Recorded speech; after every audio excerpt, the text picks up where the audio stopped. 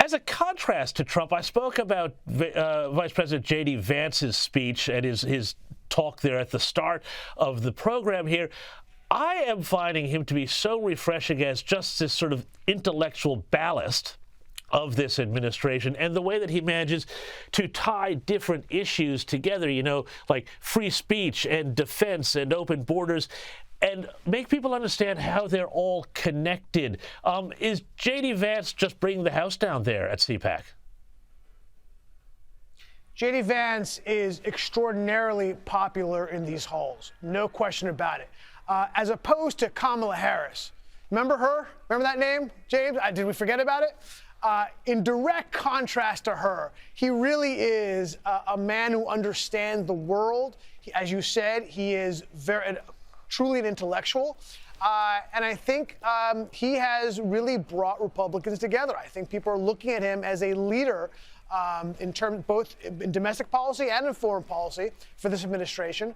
And I think his speech was well received. It was, of course, attacked by the mainstream press, as was his speech in Munich, which I thought was phenomenal. He made that joke about Greta Thunberg. I thought it was hilarious. People found it offensive. I don't know what they're talking about. But yeah, no, he has been very popular, not just in these halls, but very popular among the Republican Party loyalists, for sure. So tell me this here. We got this big gathering of conservatives, conservative intellectuals, conservative politicians, conservative influencers. What are the big issues? What are the big priorities that you think are going to come out of this, and are they going to be things that will, how will they advance, this administration? Or is there a danger, as I've heard from some people, that there's going to be, a disconnect from the conservative right, like there was from, the Democrat left, from what people out there on the street want? Yeah, I think with any administration, I think whether it be the left with the Democrats or the right with the Republicans, I think sometimes you're really excited about what they're doing. Sometimes you're not so happy with what they're doing. I think for the most part, people have been very happy with what Trump is doing. How long that will last is tough to say. Look, at the end of the day, he has certain things he has to accomplish, things that he had to do based on what he promised he was going to do for the election, and that is bring down prices and stop illegal immigration. Well, he's certainly done the latter. Immigration is down to, illegal immigration is nearly down to zero. Everyone is excited. Now, what he has to do next is bring down prices. Now, obviously, it's too early to really have any policy having an effect on prices. Obviously, the Democrats are trying to tie him to that now, but it's ridiculous. It's silliness.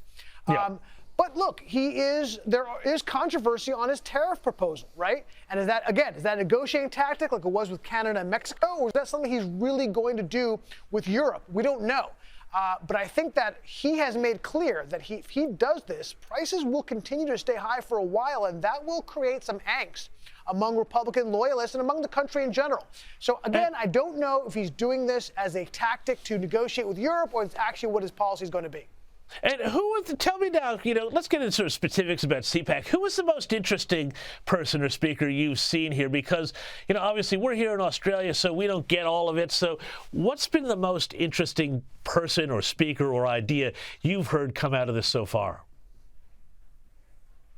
Well, I think the one who will, be fascinating is Tom Homan, right? Because his job is, in fact, to keep immigration down. So I think that's going to probably be one of the more interesting ones. And again, going back to J.D. Vance, I think J.D. Vance was and probably will be the most popular speaker that will speak here. I think that people really gravitate toward both his energy and his intellectual bona fides. Ben Shapiro's speaking here. I think Ben has a massive following here at CPAC. That's going to be very fascinating. Look, the Republican Party has a very deep and interesting bench. I think it's being showcased here at CPAC. I think people find it fascinating. Well, fantastic, Ami. Glad you're there. Can't wait to hear more about it next time we chat. Thank you so much for joining me on the U.S. Report.